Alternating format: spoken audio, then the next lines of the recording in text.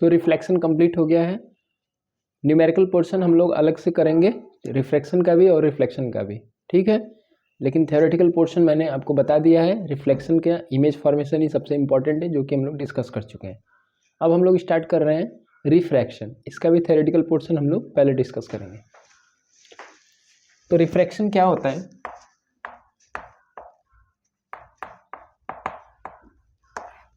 The phenomena due to which a ray of light deviates from its path as it passes from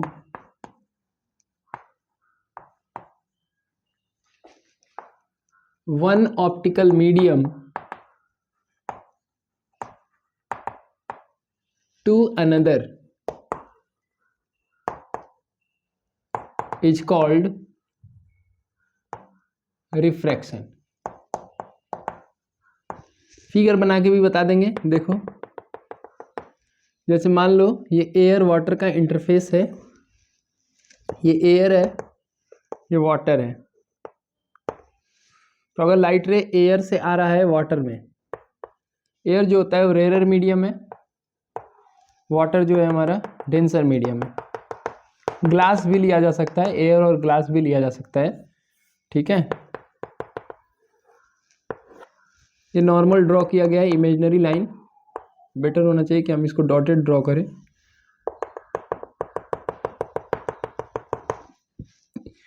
देखो, rarer से denser जब light रे travel करता है तो अपने पाथ में ना जाकर के, देखो अपना पाथ तो ऐसे सीधे होगा, तो अपने पाथ में ना जाके it bends towards the normal, normal की तरफ आ जाता है, ऐसे आ जाता है। देखो, इसको जाना चाहिए था ऐसे सीधे, लेकिन थोड़ा नॉर्मल की तरफ आ गया।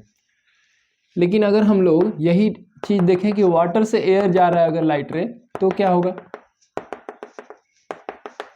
वाटर से एयर में जा रहा है लाइट रे, अब क्या जा रहा है? Denser to rarer.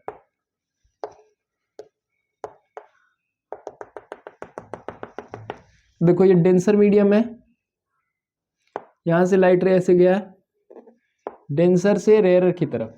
तो यहां पर क्या होगा? देखो, यहां क्या हुआ था? रेयरर टू डेंसर, तो it bends towards the normal, यानी सीधे जाना चाहिए था तो ये नॉर्मल की तरफ आ गया, यही नॉर्मल है। यहां क्या होगा? सीधे ऐसे जाना चाहिए इसको, तो ऐसे, लेकिन it bends far away from the normal. Normal ये है, नॉर्मल से दूर हो जाएगा, यानी ऐसे चला जाएगा, ठीक है। तो ये दोनों ही फिनोमेना किस चीज को रिप्रेजेंट कर रहे हैं? रिफ्रैक्शन को रिप्रेजेंट कर रहे हैं, ठीक है। यानी दो बातें आई। When light ray travels from rarer to denser medium, then it bends towards the normal, normal की तरफ मुड़ जाएगा ये। देखो, सीधे ना जा करके ये सीधे नहीं गया, नॉर्मल की तरफ आ गया, इधर आ गया, इधर आ गया। दूसरा बात क्या होगा? when light ray travels from denser to rarer medium, then it bends away from the normal, normal से दूर हो जाएगा ये। जैसे यहां हम लोग देख रहे हैं, इस लाइट रे को ऐसे सीधे जाना था, लेकिन ये दूर हो गया, नॉर्मल से देखो दूर हो गया। ये नॉर्मल है, ये नॉर्मल है, नॉर्मल से दूर चला गया। इसको ऐसे सीधे जाना चाहिए था, तो नॉर्मल से दूर चला गया, नॉर्मल से दूर हो गया। अब रीजन क्या है रिफ्रैक्शन का? Refraction occurs due to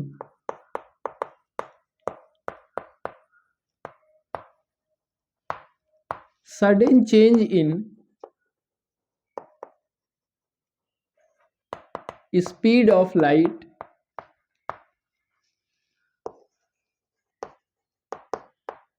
as it passes from one optical medium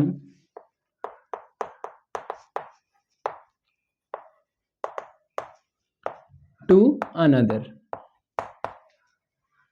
एक ऑप्टिकल मीडियम से जब दूसरे ऑप्टिकल मीडियम में लाइट रे ट्रेवल करता है तो उसकी स्पीड बदल जाती है, इसी वजह से उसके पाथ में चेंजेस आ जाते हैं। ठीक है, अब जो है इसके बाद हम लोग को एक ग्लास स्लैब में रिफ्रैक्शन के पैटर्न को देखना है कि ग्लास स्लैब से जब कोई लाइट रे पास करता है तो कैसे उसका पाथ डेविएट करता है, फिर उसके आगे लेंस हम लोग देखेंगे। तो चलिए देखते हैं। तो ग्लास स्लैब में इसी तरह से एग्जामिनेशन में क्वेश्चन बना करके दे दिया जाता है कि कंप्लीट द डायग्राम। ये जो दिया गया है ये ग्लास है, ये एयर है, और वापस फिर से ये क्या है, एयर है। यानी air to glass, glass to air light को ट्रेवल करना है। इसका पाथ हम लोग को रिफ्रैक्शन के प्रिंसिपल्स से बनाना है। ठीक है ना, यानी रिफ्रैक्शन का कॉन्सेप्ट यूज करके बनाना है। तो देखो जो लाइट रे हम लोग को दिख रहा है, ये जो लाइट रे है ये कौन सा लाइट रे है, इंसिडेंट रे है। ये है इंसिडेंट रे, और जिस पॉइंट पर इंसिडेंट रे स्ट्राइक करता है सरफेस पर उसको बोलते हैं point of incidence. Point of incidence ये पॉइंट, यहीं पर एक हम लोग परपेंडिकुलर ड्रॉ कर देते हैं। ये जो लाइन आपको दिख रहा है ये कहलाएगा नॉर्मल। और नॉर्मल देखो, अब एयर कैसा मीडियम है, रेयरर मीडियम है, और ग्लास कैसा मीडियम है, डेंसर मीडियम है, और फिर से एयर कैसा हो जाएगा, रेयरर हो जाएगा। तो आपको जो अभी मैंने बताया उसी को यूज करना है। Rarer to denser bends towards the normal, यानी ऐसे सीधे जाना चाहिए था, इसको सीधे नहीं जाएगा ये, it bends towards the normal, यानी थोड़ा सा इधर बना देंगे हम लोग, यानी शिफ्ट हो गया। देखो अपने पाथ से थोड़ा सा नॉर्मल की तरफ आ गया क्योंकि ये रेयरर से डेंसर जा रहा है। अब ये जो पॉइंट मिलेगा इसको हम लोग बोलेंगे फिर से point of incidence on the second surface. ये फर्स्ट सरफेस पे हो गया, ये सेकेंड सरफेस पे हो जाएगा, पॉइंट ऑफ इंसिडेंस।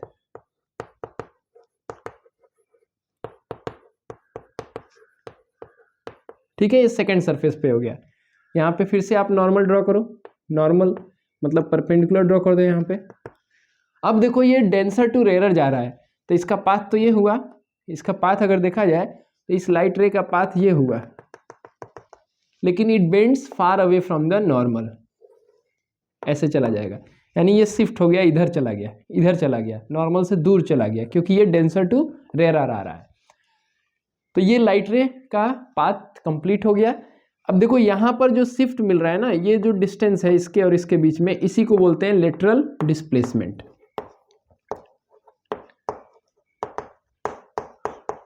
यानी कि अगर ये ग्लास स्लैब नहीं रहा होता, लाइट केवल एयर में ट्रेवल करता है, ये ग्लास को हटा देते हम लोग तो लाइट रे यहाँ जाता, लेकिन इस ग्लास स्लैब की वजह से थोड़ा सा शिफ्ट हो गया, यानी इतना डिस्टेंस ये पीछे आ गया इधर, तो इसी को बोलते हैं लेटरल डिस्प्लेसमेंट। इसको भी डिफाइन कर लेते हैं, what is lateral displacement.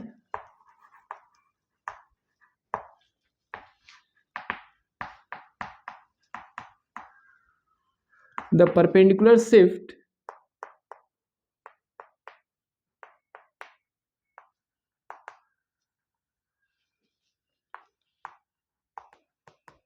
in the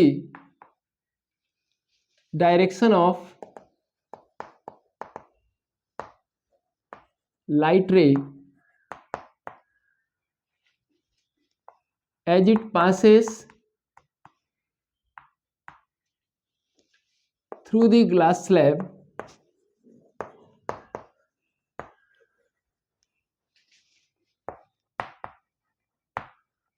is called lateral displacement. ठीक है, देखो लाइट वाला जो चैप्टर है आपका, इसमें डिफिनीशन ज़्यादा है नहीं। शुरू वाले पार्ट में जो रिफ्लेक्शन वाला पार्ट है वहाँ पर क्या है, रिफ्लेक्शन वाला पार्ट, सॉरी, रिफ्लेक्शन में क्या है, लॉज ऑफ रिफ्लेक्शन बहुत इंपॉर्टेंट है। इसके अलावा जो आपका मिरर है उस पर बेस्ड कुछ डिफिनीशन है, जिसमें सबसे इंपॉर्टेंट मैं कहूँगा प्रिंसिपल फोकस है, उसके बाद आपका सेंटर ऑफ कर्वेचर है, रेडियस ऑफ कर्वेचर हो गया, पोल हो गया, ये सब डिफिनीशन है। उसके बाद फिगर है और न्यूमेरिकल है। वैसे ही रिफ्रैक्शन वाले पार्ट में क्या है, रिफ्रैक्शन का डिफिनीशन इंपॉर्टेंट है, उसके बाद से लॉज ऑफ रिफ्रैक्शन इंपॉर्टेंट है, लेंस से रिलेटेड कुछ छोटे छोटे डिफिनीशन है वो इंपॉर्टेंट है। तो जब ज़्यादा डिफिनीशन नहीं है, कम डिफिनीशन है, तो उसको जरूर प्रिपेयर करके चलना चाहिए, क्योंकि वो आएगा ही आएगा। जब कम ही डिफिनीशन है तो जाहिर सी बात है वही तो आएगा, कोई अलग तो आएगा नहीं। तो देखो ये डायग्राम कंप्लीट हो गया। अब हम लोग थोड़ा देख लेते हैं लॉज ऑफ रिफ्रैक्शन, ये बहुत इंपॉर्टेंट है, लॉज ऑफ रिफ्रैक्शन। तो जैसे रिफ्लेक्शन में 2 लॉ था, वैसे यहाँ भी 2 लॉ है। क्या क्या लॉ है? पहला लॉ क्या है, द इंसिडेंट रे, हाँ देखो मैंने यहाँ मार्क नहीं किया है, ये इंसिडेंट रे है तो इसको बोलोगे रिफ्रैक्टेड रे, रिफ्रैक्टेड, सी है देखो रिफ्रैक्टेड रे। और ये जो फाइनली निकल रहा है ना, इसको बोलते हैं इमर्जेंट रे।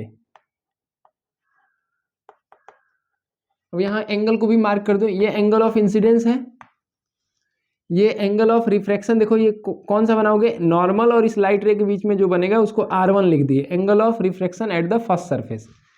और ये R1 है, और यहाँ पर जो मिलेगा हम लोग को वो angle of incidence on the second surface बोलो, लेकिन इसको R2 से डिनोट करते हैं कि अगर मान लो लाइट रे इस पाथ से ट्रेवल करता है तो पाथ सेम रहेगा।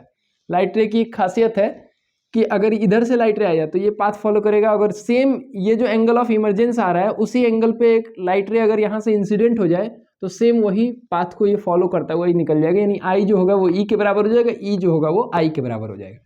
तो इसको हम लोग तब R2 बोलेंगे, इसको R1 बोलते हैं, इसको R2, क्योंकि मान लो अगर ये इंसिडेंट एंगल ऑफ इंसिडेंस हो गया, आई हो गया ये, तो ये क्या होगा, एंगल ऑफ रिफ्रैक्शन। तो इसको R1 और R2 और इसको I और E, ठीक है ना। चलो अब यहाँ वापस आते हैं, लॉज ऑफ रिफ्लेक्शन क्या है, the angle of sorry the incident ray refracted रे and normal drawn at the interface at the point of incidence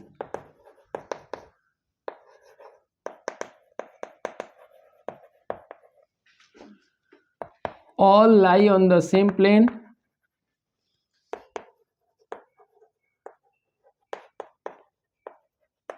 at the point of incidence।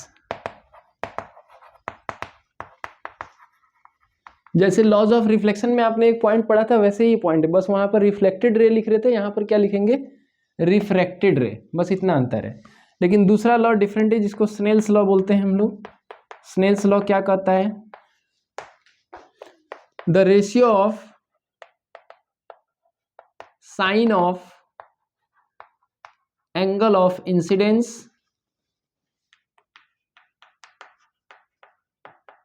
To the sine of angle of refraction is a constant, ठीक है, and it is called refractive index. जो constant है उसको refractive index भी बोला जाएगा, यानी constant की जो वैल्यू होगी वो रिफ्रैक्टिव इंडेक्स के बराबर होगी। यहाँ नीचे है नहीं जगह तो मैं यहाँ लिख दे रहा हूँ, सेकेंड लॉ जो है sine i by sine r is equal to constant, ये सेकेंड लॉ है, बहुत ही ज़्यादा इंपॉर्टेंट है, लॉज ऑफ रिफ्लेक्शन भी लॉज ऑफ रिफ्रैक्शन भी, ठीक है। अब यहाँ से एक नया टर्म निकल के आ रहा है, रिफ्रैक्टिव इंडेक्स क्या होता है, तो इसको भी डिफाइन करना पड़ेगा हम लोग को, रिफ्रैक्टिव इंडेक्स क्या होता है, और साथ ही साथ हम लोग को उसका फॉर्मूला भी देखना होगा, ठीक है। तो चलिए देखते हैं।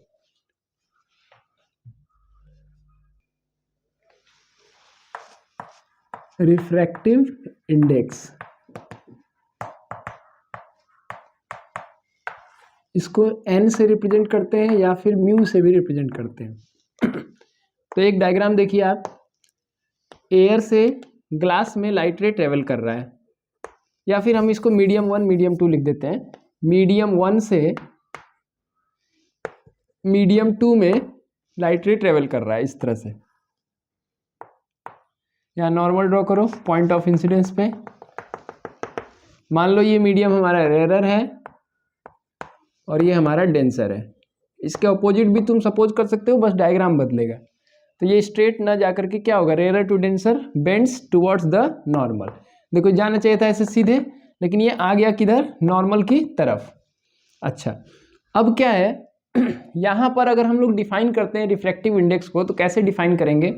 मान लो मैं लिखता हूँ N21, तो इसको पढ़ा क्या जाएगा, पहले N21 लिखा गया, इसका मतलब है रिफ्रैक्टिव इंडेक्स ऑफ मीडियम 2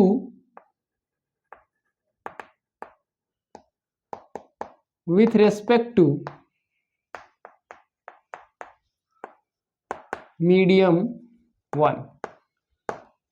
ठीक है, N21 का मतलब ये हो गया कि लाइट रे ट्रेवल कर रहा है 1 से 2 की तरफ। ठीक है, और पढ़ेंगे इसको क्या हम लोग, refractive index of medium 2 with respect to medium 1। और इसका फॉर्मूला क्या होगा, N21 is equal to speed of light in medium 1 upon speed of light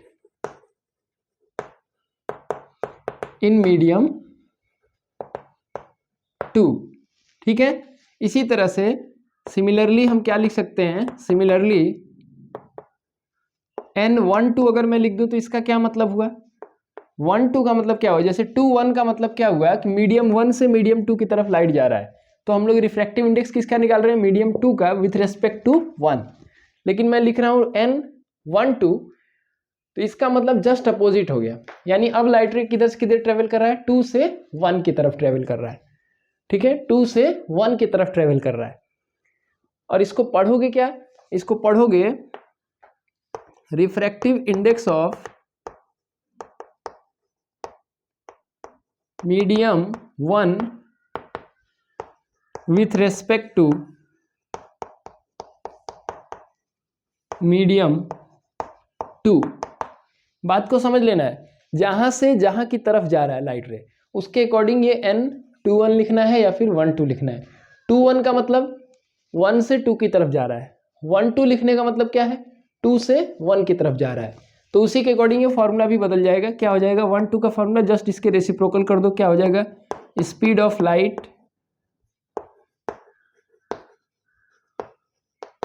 in medium 2 by speed of light in medium 1। Physics में जितना चीज़ तुम formula से represent करोगे, जितना अच्छे से यूनिट को बताओगे, जितना अच्छा से रे डायग्राम बनाओगे या फिर कोई अदर टॉपिक में जो डायग्राम होगा, उतना ही इम्प्रेसिव तुम्हारा आंसर राइटिंग होगा। ठीक है, तो ये ध्यान रहे कि केवल बस ऐसा नहीं डिफिनीशन बेस्ड पूरा लिखने से नंबर नहीं मिलता है, उसका जो फॉर्मूला है, यूनिट है, डायग्राम है, वो चीज़ तुम रिप्रेजेंट करो। जैसे रिफ्रैक्टिव इंडेक्स का आया डिफिनीशन, एक डायग्राम बना दो कि मीडियम 1 से मीडियम 2 में ट्रेवल कर रहा है लाइट रे। तो इसके लिए हम लोग रिफ्रैक्टिव इंडेक्स कैसे डिफाइन करेंगे, तो मीडियम 1 से मीडियम 2 का मतलब हो गया refractive index of medium 2 with respect to medium 1। ठीक है, तो इस N21 को हम क्या लिखेंगे, speed of light in medium 1 by speed of light in medium 2। इसी का अपोजिट हो गया तो हो गया। अब इसी को कोई लैंग्वेज में लिखना चाहे तो लिख सकता है भाई, इसी को बता देना कि refractive index of medium 2 with respect to medium 1 is defined as the speed of light in medium 1 by speed of light in medium 2। ठीक है, अब एक टर्म और इससे जुड़ा हुआ है कि एब्सोल्यूट रिफ्रैक्टिव इंडेक्स क्या होता है।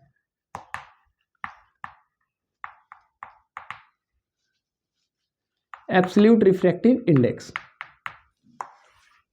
अब जो एब्सोल्यूट रिफ्रैक्टिव इंडेक्स का मतलब ये हो गया कि लाइट को हम मान रहे हैं कि वैक्यूम से उस मीडियम में जा रहा है। ठीक है, यानी कि हम लिखते हैं इसको NM, M मतलब मीडियम, और यहाँ जो नहीं लिखा गया वो वैक्यूम है। तो इसका मतलब क्या होगा, speed of light in vacuum upon speed of light in medium.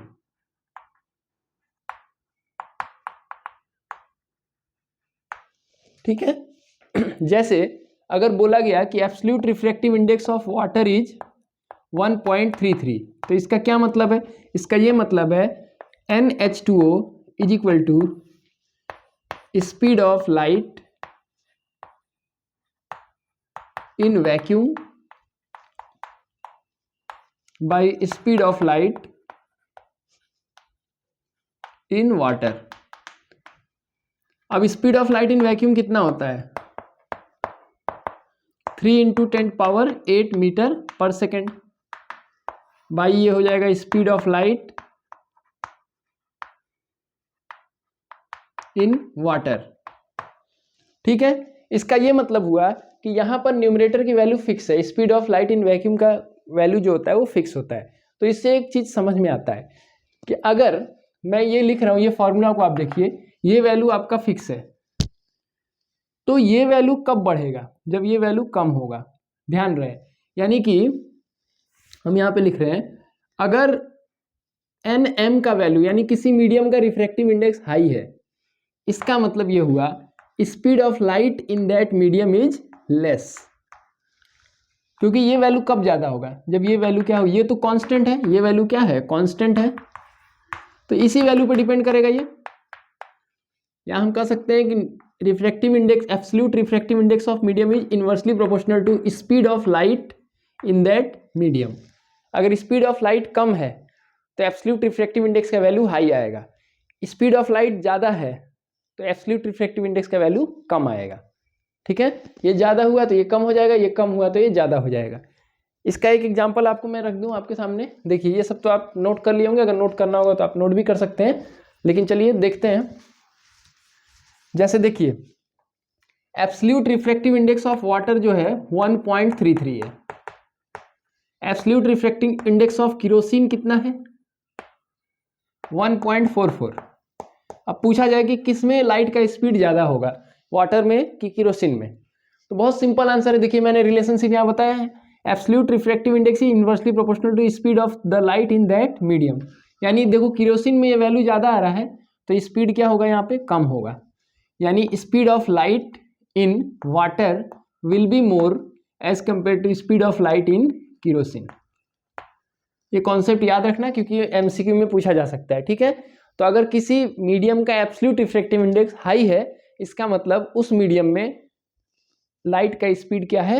Less है। ठीक है, देखो रेयरर और डेंसर जो फिजिक्स में लिखा जाता है ऑप्टिक्स पढ़ते समय, उसका मतलब डेंसिटी से कुछ नहीं है। डेंसर मीडियम उसको बोलते हैं जहां पर रिफ्रैक्टिव इंडेक्स का वैल्यू, एब्सोल्यूट रिफ्रैक्टिव इंडेक्स का वैल्यू हाई होता है, उसको डेंसर मीडियम बोलते हैं। जिसमें एब्सोल्यूट रिफ्रैक्टिव इंडेक्स का वैल्यू लेस होता है उसको हम लोग रेयर मीडियम बोलते हैं। बट इसका डेंसिटी से कोई लेना देना नहीं है। डेंसिटी का मतलब मास बाय वॉल्यूम होता है, तो उससे कोई लेना देना नहीं है, ये मत सोच लेना। तुम जानते हो, यहाँ देखो, यहाँ पर रिफ्रैक्टिव इंडेक्स की वैल्यू केरोसिन के लिए एब्सोल्यूट रिफ्रैक्टिव इंडेक्स की वैल्यू हाई है, वाटर के लिए वैल्यू लो है, तो इसको ऑप्टिक्स में इसको डेंसर मीडियम बोला जाएगा और इसको क्या बोला जाएगा? रेयरर बोला जाएगा। लेकिन तुम अगर वाटर पर केरोसिन डालोगे तो क्या होगा? केरोसिन ऊपर आ जाएगा, यानी वाटर की डेंसिटी ज़्यादा होती है, केरोसिन की डेंसिटी क्या होती है? कम होती है। तो उस डेंसिटी से डेंसर मत समझना, यहाँ डेंसर का मतलब एब्सोल्यूट रिफ्रैक्टिव इंडेक्स से है, डेंसिटी से नहीं है। ठीक है ना? ठीक है, अब जो है इसके बाद हम लोग लेंस का जो जनरल टर्म्स है उसको देखते हैं। ये टॉपिक एक डिफिनीशन बेस्ड टॉपिक है, फॉर्मूला बताना इस तरह से और फिर एक्सप्लेन कर देना। जितना भी फॉर्मूला लिखा है वो जरूर लिखना कॉपी में, अगर एक्सप्लेन करने को आता है तो। अगर कोई छोटा मोटा क्वेश्चन पूछेगा तो तुम निकाल ही सकते हो, कोई दिक्कत तो है नहीं। इसके फॉर्मूला बेसिस पर क्वेश्चन आता है तो तुम इसको कर देना। ठीक है ना? तो चलो, तो लेंस में सबसे पहले हम लोग जनरल टर्म्स को डिस्कस करेंगे। यहाँ मैंने कॉन्वेक्स लेंस और कॉन्केव लेंस बनाया हुआ है। डिफिनीशन तो आप जानते ही हैं, lens is a optical medium which is bounded by two surface out of which one और बोथ में बी स्फेरिकल। ठीक है, एज इट इज डिफिनीशन है। अब देखो लेंस में कुछ जनरल टर्म्स हैं, जैसे ऑप्टिकल सेंटर क्या होता है? तो geometric centre of the lens, geometric centre of the lens is called optical centre. Centre of curvature क्या होता है? Centre of the sphere, center of the sphere by which spherical surface of lens is formed. Lens का spherical surface जिस sphere से बना है उसके centre को हम लोग बोलते हैं सेंटर ऑफ कर्वेचर। ठीक है। प्रिंसिपल एक्सिस क्या है? Imaginary line joining the optical centre and the centre of curvature. Centre of curvature ही यहाँ पे 2f के बराबर आ जाएगा यहाँ पे। ये सब डिफिनीशन तुमको मैं बता चुका हूँ, इसलिए मैं शॉर्ट में ही बता रहा हूँ। प्रिंसिपल फोकस और फोकल लेंथ ये सबसे इंपॉर्टेंट है। प्रिंसिपल फोकस क्या है? जैसा आपने डिफिनीशन पढ़ा था मिरर में, सेम वैसा ही कॉन्सेप्ट है। यहाँ मैं बना के दिखा दे रहा हूँ। A ray of light parallel to principal axis after refraction. यहाँ क्या होगा? Refraction. A ray of light parallel to principal axis after refraction passes through a point on the principal axis। कोई भी लाइट रे जो प्रिंसिपल एक्सिस के parallel आता है रिफ्रैक्शन के बाद कॉन्वेक्स लेंस में passes through a point on the principal axis, this point is called principal focus। इसी को बोलते हैं प्रिंसिपल फोकस। लेकिन कॉन्केव मिरर में, कॉन्केव लेंस में क्या होगा? A ray of light parallel to principal axis after refraction through lens appear to come from a point on the principal axis. This point is called principal focus। तो दोनों के definition में common चीज है कि a ray of light parallel to principal axis after refraction, यहां तक common है। उसके बाद passes through a point on the principal axis और appear to come from a point on the principal axis। This point is known as principal focus. ठीक। अच्छा, अब तुम देख सकते हो कि जब फोकल लेंथ मेजर किया जाता है तो ऑप्टिकल सेंटर से लेकर प्रिंसिपल फोकस तक का डिस्टेंस लिया जाता है। तो कॉन्वेक्स लेंस के केस में जो फोकल लेंथ होगा दैट विल बी पॉजिटिव, और कॉन्केव में देखोगे ये लेफ्ट साइड में आ रहा है तो इसका फोकल लेंथ क्या लेते हैं हम लोग? निगेटिव। ये याद रखना कि न्यूमेरिकल करते समय आपको जरूरत पड़ता है। कॉन्वेक्स को क्या बोलते हैं? कन्वर्जिंग लेंस, और कॉन्केव को क्या बोलते हैं? Diverging. Concave is called diverging, क्योंकि देखो लाइट रे को ये दूर कर दे रहा है और ये क्या कर रहा है? प्रिंसिपल एक्सिस की तरफ ला रहा है, पेंसिल की तरह बन रहा है। यहाँ से और लाइट रे आएगा तो भी ये यहीं जाएगा ऐसे। तो कॉन्वेक्स को बोलते हैं कन्वर्जिंग, कॉन्केव को बोलते हैं डाइवर्जिंग लेंस। ठीक है ना। तो ये जनरल टर्म से तुम पढ़ते भी आए होगे, कई बार याद किए होगे, इसलिए ज़्यादा इस पर मैंने डिस्कशन नहीं किया है। अब फटाफट हम लोग रे डायग्राम बनाएंगे। रे डायग्राम जैसे एग्जाम में पूछा जाता है वैसे ही मैंने यहाँ पर बना के रख दिया है, बस इसको हम लोग को कंप्लीट करना है। देखो यहाँ पर मैं ऑब्जेक्ट का पोजीशन बताऊं तो ये ऑब्जेक्ट इन्फिनिटी पर है, ये बियॉन्ड 2f है, यहाँ पर 2f पर है, एट 2f। यहाँ पर कहाँ है ऑब्जेक्ट? देखो f और 2f के बीच में है, बिटवीन 2f एंड f। यहाँ पर कहाँ पर आ गया? At f। और यहाँ कहाँ आ गया? बिटवीन o एंड f, यानी ऑप्टिकल सेंटर और f के बीच में है। ये सबसे इंपॉर्टेंट केस होगा। जैसा कि मैंने कॉन्केव मिरर में आपको बताया था वैसे ही कॉन्वेक्स मिरर में 6 केस है और लास्ट केस सबसे इंपॉर्टेंट होगा। ठीक है, तो ये याद रखिएगा अच्छे से, ये बहुत ही इंपॉर्टेंट केस है। अब देखो जब डायग्राम आप बनाओगे ना तो क्या क्या चीज़ ध्यान रखना है। जब आप लेंस बनाओगे तो O और F का जितना डिस्टेंस होगा उतना ही F और 2F का डिस्टेंस होगा। यहाँ पर मैं बोर्ड पे जब बना रहा हूँ तो हो सकता है कि थोड़ा बहुत वेरिएशन आए, क्योंकि मैंने स्केल का यूज़ नहीं किया है। तो स्केल का जब यूज़ नहीं किए हैं तो जाहिर सी बात है थोड़ा बहुत वेरिएशन आएगा। लेकिन आप जब एग्जाम में बनाइएगा तो स्केल से बनाइएगा कि जितना O से F का डिस्टेंस होगा उतना ही F से 2F का डिस्टेंस होना चाहिए। ठीक है, और वैसा ही राइट साइड में भी आप बनाइएगा। बनाते समय ध्यान क्या रखना है कि पहला लाइट रे आपको पैरेलल ले जाना है प्रिंसिपल एक्सिस के, और जो भी लाइट रे पैरेलल जाएगा तो कॉन्वेक्स के केस में वो कहाँ से पास करेगा? F से पास करेगा। तो पहला रे डायग्राम में पहला रे जो होगा आपका यही होगा सभी केस में। उसके बाद दूसरा कॉन्सेप्ट क्या होता है कि अगर F से पास किया तो पैरेलल हो जाएगा। ठीक है, और तीसरा होता है कि अगर ऑप्टिकल सेंटर से गया तो उसमें कोई डेविएशन नहीं होगा। तो यही 3 इंपॉर्टेंट कंडीशन है जिसका यूज करके हम लोग फिगर कंप्लीट करेंगे। तो चलिए फटाफट कंप्लीट करते हैं। पहला केस में देखिए लाइट रे पैरेलल दिखाया गया, इसका मतलब ऑब्जेक्ट इन्फिनिटी पे, तो पैरेलल आएगा तो कहां से पास करेगा? F से पास करेगा। एक और लाइट रे आप बना लीजिए पैरेलल, तो ये भी कहां से पास करेगा? F से ही पास करेगा ऐसे। ठीक है, यानी ऑब्जेक्ट का इमेज कहां पर बना है? इमेज बना है image at F। Highly diminished, बहुत छोटा होगा, हाईली डिमिनिश्ड, और रियल इमेज है, रियल एंड इन्वर्टेड। अगेन आप जान लीजिए कि पहले 5 केस में रियल और इन्वर्टेड ही बनेगा। जब ऑप्टिकल सेंटर और एफ के बीच में रहता है ऑब्जेक्ट तो इस केस में वर्चुअल इमेज बनेगा, वर्चुअल एंड इरेक्ट। अदरवाइज जितने भी केस हैं कॉन्वेक्स लेंस के, सभी के केस में रियल और इन्वर्टेड इमेज बनेगा। ठीक है, क्योंकि एग्जाम पॉइंट ऑफ व्यू से मैं बता रहा हूँ इसलिए मैं जल्दी जल्दी ही बनाऊंगा, बस मेन पॉइंट को मैं कवर कर रहा हूँ। अब देखिए ऑब्जेक्ट इज बियॉन्ड 2f, तो इसका डायग्राम कंप्लीट किया जाए। पहला लाइट रे आपको क्या करना है, पैरेलल ले जाना है, और जो लाइट रे पैरेलल जाता है वो कहाँ से पास करता है, f से पास करेगा। ठीक है, दूसरा लाइट रे आप कहाँ से ले जाओगे, ऑप्टिकल सेंटर से, तो इसमें कोई डेविएशन नहीं होगा, सीधे चला गया। लेकिन आप देखो यहाँ जो कट हो रहा है तो यहाँ पे एक इमेज बन गया। अब इमेज कहाँ बना, between f and 2f, f and 2f। अब यहाँ पर तुम देखो जैसे ही ऑब्जेक्ट नज़दीक आया इमेज क्या हो गया, दूर हो गया, क्योंकि ये पहले f पे बना था, अब देखो f और 2f के बीच में आ गया है। साइज स्मॉलर होगा, स्मॉलर देन ऑब्जेक्ट, और रियल एंड इन्वर्टेड होगा। काम हो गया। तीसरा केस आ जाइए, ऑब्जेक्ट इज एट 2f, तो पहला लाइट रे आप पैरेलल टू प्रिंसिपल एक्सिस ले जाओ, ये कहाँ से पास करेगा, f से पास करेगा, पास हो गया। दूसरा लाइट रे ऑप्टिकल सेंटर से ले जाओ, देखो, और ये ठीक 2f पर इसका इमेज बनेगा, साइज भी क्या होगा, इक्वल होगा, यानी एट 2f बनेगा इमेज। देखिए ऑब्जेक्ट कहाँ पे था, 2f पे, इमेज भी कहाँ बना, 2f पे। ये सबसे इजी केस होगा जो ध्यान रखना है आपको, इक्वल साइज होगा इसमें, साइज क्या होगा, इक्वल होगा, और ये फिर रियल एंड इन्वर्टेड होगा। ठीक, next, object is between 2f and f। अब देखो मैं खुद ही पता कर लूंगा कि इमेज कहाँ बनेगा, बियॉन्ड 2f बनेगा, क्योंकि जैसे जैसे ऑब्जेक्ट नजदीक आ रहा है लेंस के, इमेज क्या हो रहा है, दूर जा रहा है। पहले f पर था, फिर f और 2f के बीच में आया, फिर 2f पे आ गया, अब बियॉन्ड 2f बनेगा। तो देखो पहला लाइट रे पैरेलल ले जाओ, और कहाँ से पास होगा, ये f से पास होगा। दूसरा लाइट रे आप कहाँ से ले जाओगे, ऑप्टिकल सेंटर से, देखो यहाँ क्रॉस किया, देखो अपने आप आ गया, इमेज कहाँ बना, बियॉन्ड 2f, और साइज क्या है, एनलार्ज्ड है, यानी बड़ा हो गया, और रियल एंड इन्वर्टेड होगा। फिर f का इमेज कहाँ बनेगा, ये ऑब्जेक्ट f पर है, तो पहला लाइट रे वही पैरेलल ले जाओ, कहाँ से पास करेगा, f से पास करेगा। दूसरा लाइट रे प्रिंसिपल एक्सिस से ले जाओ, देखो ये दोनों लाइट रे पैरेलल आ रहे हैं, मतलब इमेज कहाँ बनेगा, एट इन्फिनिटी, और हाईली मैग्नीफाइड होगा, बहुत बड़ा इमेज बनेगा, हाईली मैग्नीफाइड, और रियल एंड इन्वर्टेड।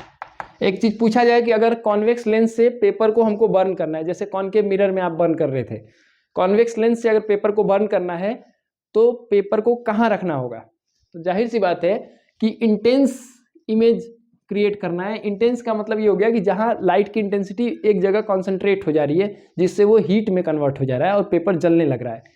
तो यही वाला केस है जो पेपर बर्न करने के लिए यूज किया जाता है, यानी कि हम कॉन्वेक्स लेंस को ऐसे ऐसे करके वहां रख देंगे जिससे कि पेपर कहाँ रहेगा, प्रिंसिपल फोकस पे रहेगा लेंस के। तो सारा का सारा जो इनफाइनाइट डिस्टेंस से, यानी सन से आने वाला जो लाइट रे है वो उस पॉइंट पर कॉन्सेंट्रेट हो जाएगा, जिससे बहुत ज़्यादा हीट प्रोड्यूस होकर वो जलने लगेगा। तो इस एक्सपेरिमेंट से एक चीज़ और किया जा सकता है कि जो भी लेंस हमारे हाथ में है उसका फोकल लेंथ हम निकाल सकते हैं। पेपर जहाँ बर्न कर रहा है और जहाँ लेंस हमने रखा है उसके बीच का जो डिस्टेंस होगा वही होगा फोकल लेंथ। ये एक्सपेरिमेंट है जिससे कि हम किसी लेंस का फोकल लेंथ निकाल सकते हैं, और सेम ऐसा ही केस हम लोग कॉनकेव मिरर में भी करते हैं। अब सबसे लास्ट केस आ गया, और मैं रेड चौक से इसको बना रहा हूँ क्योंकि बहुत ही ज़्यादा इंपॉर्टेंट है। देखो पहला लाइट रे आपको फिर से वही करना है, पैरेलल, और पैरेलल होगा तो कहाँ से पास करेगा, एफ से पास करेगा। ठीक है, और दूसरा लाइट रे आपका कहाँ से जाएगा, ऑप्टिकल सेंटर से। इसको देखो तो ये दोनों मीट नहीं करेंगे क्योंकि ये दोनों का डायरेक्शन दूर होते जा रहा है, तो इसको आप पीछे ऐसे बढ़ाओ, इसको भी ऐसे पीछे बढ़ाओ, देखो ये मीट कर गया। तो मीट कर गया तो यहाँ पर एक इमेज बन गया। अब ये एक ही केस है जिसमें वर्चुअल और इरेक्ट इमेज बन रहा है, ऑन द सेम साइड बन रहा है, जिस साइड ऑब्जेक्ट है उसी साइड में, on the same side, image is formed on the same side, और मैग्नीफाइड भी है यानी बड़ा भी है इमेज। ठीक है, तो ये सबसे इंपॉर्टेंट केस हो गया कि अब कहा जाए कि in which condition convex lens will form virtual and erect image, in the situation in which the object is kept between optical centre and principal focus. ठीक है ना, ऑप्टिकल सेंटर और प्रिंसिपल फोकस के बीच में रख दिया जाए अगर ऑब्जेक्ट को, तो उसका इमेज उसी साइड में बनेगा, मैग्नीफाइड होगा, वर्चुअल और इरेक्ट होगा। तो 6 केस में से सबसे अलग केस ये है और इसीलिए ज़्यादा इंपॉर्टेंट भी है एग्जाम पॉइंट ऑफ व्यू से, ठीक है। अब इसके बाद हम लोग को कॉनकेव लेंस का 2 ही केस होता है। जैसे मिरर में आप देखो तो कॉनकेव मिरर का 6 केस है, कॉन्वेक्स मिरर का 2 केस है। लेंस में आओगे तो कॉन्वेक्स लेंस के 6 केस हैं और कॉनकेव लेंस के सिर्फ 2 केस हैं। तो चलो अब उसको भी देख लेते हैं हम लोग। तो कॉनकेव लेंस में सिर्फ 2 केस है, एक ऑब्जेक्ट एट इन्फिनिटी, तो इसके केस में देखिए लाइट रे पैरेलल आ रहा है, पैरेलल आने के बाद ये डाइवर्जिंग लेंस है इसीलिए लाइट रे डाइवर्ज हो जाएगा, it appear to come from F, ऐसे बना लो। इसी तरह से एक और लाइट रे बना लो जो कि पैरेलल है प्रिंसिपल एक्सिस के, तो वो भी it appear to come from F. तो इस तरह से इमेज कहाँ बनेगा, एफ पर बनेगा, इमेज एट एफ, एफ पर बनेगा। ये देखो वर्चुअल इमेज होगा, वर्चुअल एंड इरेक्ट और हाईली डिमिनिश्ड होगा, बहुत ही छोटा इमेज बनेगा, ठीक है। इसके केस में आ जाओ। दूसरा केस क्या है, object is anywhere between optical centre and infinity, optical centre और इन्फिनिटी के कहीं भी बीच में कहीं पर भी है, चाहे यहाँ रखो चाहे यहाँ रखो, कहीं पर भी रखो। तो देखो पहला लाइट रे वही करोगे, पैरेलल ले जाओ तो it appear to come from F, ये बन गया। दूसरा लाइट रे तुमको ले जाना है ऑप्टिकल सेंटर से, देखो ऐसे लेके जाना है, तो अपने आप देख सकते हो यहाँ पर कट गया लाइट रे और इमेज का फॉर्मेशन हो गया। तो अगेन देखो यहाँ पर जो इमेज बनेगा, इमेज कहाँ बना, between O and F, virtual and erect होगा और क्या होगा, डिमिनिश्ड होगा, छोटा होगा, ठीक है। तो इस तरह से यही 2 केस इसमें हैं, तो कोई बहुत ज़्यादा इंपॉर्टेंट नहीं है। जो हम लोग कॉन्वेक्स लेंस में फिगर बनाए थे उसका एक समरी चार्ट बना लें, जिससे कि हम अगर MCQ क्वेश्चन आता है तो फटाफट कर सकें।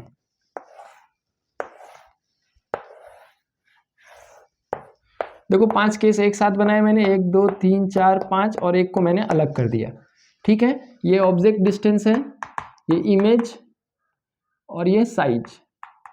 तो देखो ऑब्जेक्ट इन्फिनिटी पर है तो इमेज एफ पर बनता है, ऑब्जेक्ट बियॉन्ड सी है तो यहां पर बनेगा between C and F, at C हो गया तो इसका इमेज भी बनेगा एट सी, और बिटवीन सी एंड एफ है, सी एंड एफ मत लिखो 2f लिखो, यहाँ पे है ना 2f लिख दिया जाए, 2f सॉरी।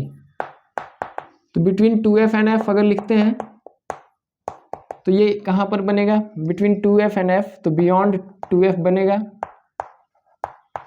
और लास्ट केस है एट f है तो इन्फिनिटी बनेगा। यानी जो आपने देखो 1 2 3 4 5 लिखा है, ठीक इसी का ऑपोजिट यहाँ पर है, 1 2 3 4 5।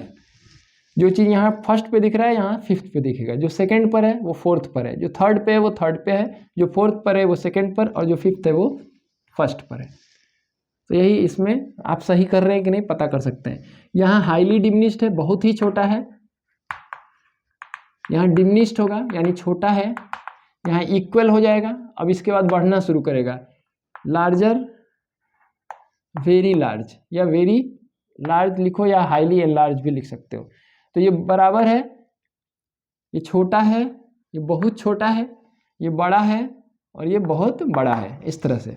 और ये लास्ट केस क्यों मैंने अलग किया कि बिटवीन O एंड F, तो सेम साइड में बनेगा आपका इमेज, सेम साइड, और ये क्या होगा, एनलार्ज्ड होगा या मैग्नीफाइड होगा, बड़ा होगा।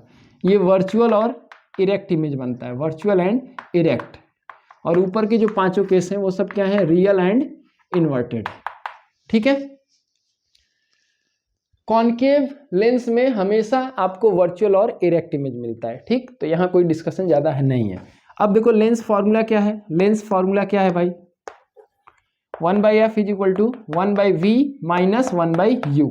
आप देखो मिरर वाले में यहाँ प्लस का साइन होता है, लेंस में क्या होता है, माइनस का साइन होता है। मैग्निफिकेशन क्या होगा, height of image by height of object is equal to होता है v/u। इसमें साइन कन्वेंशन आपको पता होना चाहिए कि जब आप फॉर्मूला यूज कर रहे हैं तो साइन कन्वेंशन क्या यूज करेंगे, ठीक है। साइन कन्वेंशन देखो दोनों के लिए बताता हूं मैं, ये मिरर के लिए और ये लेंस के लिए। फॉर्मूला है 1/f is equal to 1/v plus 1/u। यहाँ क्या है 1/f is equal to 1/v minus 1/u। u का वैल्यू क्या होता है ऑलवेज नेगेटिव, क्योंकि हम लोग हमेशा मानते हैं कि ऑब्जेक्ट को लेफ्ट साइड में रखा गया है, तो u का वैल्यू हमेशा तुमको नेगेटिव लेना है, ऑलवेज नेगेटिव। न्यूमेरिकल में ये चीज ध्यान दिया जाता है, ठीक है। f का वैल्यू अगर कॉनकेव मिरर है तो नेगेटिव होगा, कॉन्वेक्स है तो पॉजिटिव होगा। इसके केस में भी वैसे ही है, अगर कॉनकेव लेंस है तो नेगेटिव होगा, अगर कॉन्वेक्स है कॉन्वेक्स लेंस तो इसके लिए पॉजिटिव होगा, ठीक। तो ये बात देखो एकदम सिमिलर है, कोई दिक्कत नहीं है। अब जब न्यूमेरिकल तुम सॉल्व करते हो ना तो वहां पर कुछ चीजें आती है, जैसे अगर v की वैल्यू अगर पॉजिटिव आ रही है मतलब सेम साइड में बन रहा है, मिरर के केस में, सॉरी मैंने उल्टा लिख दिया, v की वैल्यू अगर नेगेटिव आया, ठीक है, तो v का वैल्यू नेगेटिव आने का मतलब है कि सेम साइड बन रहा है, ठीक है। कॉनकेव में ऐसा केस तुमको ज्यादा मिलेगा, और ये इमेज जो होते हैं वो रियल और इन्वर्टेड होते हैं, ठीक है। v का वैल्यू अगर पॉजिटिव आ रहा है तो ये इसका मतलब ऑपोजिट साइड में बन रहा है, image is formed in opposite side, ठीक। यहां आ जाओ, v का वैल्यू नेगेटिव तो फिर से वही बात है, सेम साइड, यानी जिधर ऑब्जेक्ट है उधर ही है। पॉजिटिव आया इसका मतलब क्या हो गया opposite side, negative same side आया, सेम साइड आएगा। अगर हम लोग देखें कि ये वैल्यू सेम साइड आ रहा है तो इसका मतलब वर्चुअल होगा और इरेक्ट होगा, वर्चुअल एंड इरेक्ट। इसमें देख लो कि सेम साइड आया है तो वो रियल होगा, ये इमेज रियल होगा। अब तुमको डायग्राम दिमाग में रहेगा तभी ये सब बात समझ में आएगा, मैं बोल दे रहा हूँ, क्योंकि देखो याद करो कॉनकेव मिरर में ऐसे जा रहा था इमेज, इधर बन रहा था, तो इधर बनने का मतलब क्या हुआ, v का वैल्यू नेगेटिव आया तो ये रियल इमेज होगा, ठीक। लेकिन लेंस में जब जाओगे तो जैसे कॉन्वेक्स लेंस है, अगर लाइट रे आया ऐसे और यहाँ इमेज बन रहा है तो ये रियल इमेज होगा, और v का वैल्यू तब क्या होगा पॉजिटिव होगा। तो इसमें पॉजिटिव होने पर आपको रियल इमेज मिलेगा और इसमें निगेटिव होने पर रियल इमेज होता है। तो आंसर में जब आंसर लिखते हैं बच्चे तो उनसे v का वैल्यू पूछा जाता है तो माइनस और प्लस का मतलब लिखना होता है उसमें, कि अगर v का वैल्यू माइनस आया, मान लो तुम मिरर का डायग्राम बना रहे हो और v का वैल्यू माइनस आया, कॉनकेव मिरर है तो कॉनकेव मिरर में इमेज क्या बनता है रियल एंड इन्वर्टेड 5 केस में, और एक केस में क्या बनता है वर्चुअल एंड इरेक्ट। तो वर्चुअल एंड इरेक्ट बनेगा तो वो केस होगा जब v का वैल्यू पॉजिटिव आएगा, बाकी सब केस में v का वैल्यू नेगेटिव का मतलब हो गया रियल एंड इन्वर्टेड कॉनकेव में, ठीक। कॉन्वेक्स में आ जाओ, कॉन्वेक्स मिरर में क्या होता है, जितने भी केस हैं उसमें वर्चुअल एंड इरेक्ट इमेज मिलता है, v का वैल्यू हमेशा पॉजिटिव आता है, ठीक। अब लेंस में आओ तो इसका उल्टा हो जाएगा, लेंस में क्या देखते हो तुम कि रियल और इन्वर्टेड इमेज अपोजिट साइड में मिलता है, यानी कि v का वैल्यू प्लस है, अगर कॉन्वेक्स लेंस है v का वैल्यू प्लस है, ठीक है, तो इसका मतलब रियल एंड इन्वर्टेड इमेज है। थोड़ा मैं सिंपल करने का प्रयास कर रहा हूँ, क्योंकि अगर तुमको ये डायग्राम क्लियर होगा तभी ये सब बातें तुमको समझ में आएगी, क्योंकि न्यूमेरिकल इसीलिए लास्ट में लगाया जाता है। देखो फिर से कर रहा हूँ, बात को समझो। पहले मैं मिरर की बात करता हूँ। मिरर में क्या होगा, v का वैल्यू 2 आ सकता है, या तो पॉजिटिव आ सकता है या तो नेगेटिव आ सकता है, ठीक है। मिरर के केस में v का वैल्यू पॉजिटिव आ सकता है, नेगेटिव। अगर नेगेटिव आया तुम्हारा तो लिखना रियल एंड इन्वर्टेड, इन्वर्टेड छोड़ो, रियल तो जरूर लिखना, रियल इमेज। और पॉजिटिव आ गया तो लिखना virtual image, virtual and erect होगा। लेंस में आ जाओ तो लेंस में क्या करोगे, अगर v का वैल्यू पॉजिटिव आया और v का वैल्यू नेगेटिव आया तो पॉजिटिव में ये हो जाएगा यानी रियल इमेज हो जाएगा, और नेगेटिव आया तो वर्चुअल हो जाएगा, ठीक है ना। ठीक पलट जाता है केस, यानी जब तुम सॉल्व करोगे तो v का कुछ ना कुछ वैल्यू आएगा, तो जो वैल्यू आया उसको ब्रैकेट में लिखना कि v का वैल्यू अगर प्लस आ गया, ठीक है ना, +20 आ गया v का वैल्यू, और तुम्हारा मिरर है कॉनकेव मिरर, तो मिरर के केस में पॉजिटिव आना v का वैल्यू क्या बताता है, वर्चुअल इमेज बताता है। लेकिन लेंस का क्वेश्चन कर रहे हो और उसमें v का वैल्यू पॉजिटिव आया, इसका मतलब वो कैसा इमेज हो गया, रियल इमेज। तो प्लस या माइनस आए तो ब्रैकेट में ये बात लिखना। मैग्निफिकेशन आ जाओ, मैग्निफिकेशन इक्वल टू, इसमें मिरर में क्या होता है -v/u। अब मैग्निफिकेशन के दो वैल्यू आ सकते हैं, या तो प्लस या तो माइनस। तो प्लस का मतलब क्या होता है, वर्चुअल इमेज, क्योंकि वर्चुअल इमेज क्या होता है, इरेक्ट होता है सीधे। और माइनस का वैल्यू मतलब होता है रियल इमेज, और रियल कैसा होता है, इन्वर्टेड। तो प्लस और माइनस का मतलब ये मत समझ लेना कि माइनस है हाइट ऑफ ऑब्जेक्ट आ गया, माइनस हाइट ऑफ इमेज आ गया -15, इसका मतलब ये थोड़ी है कि पृथ्वी के अंदर है वो, ऐसा नहीं है।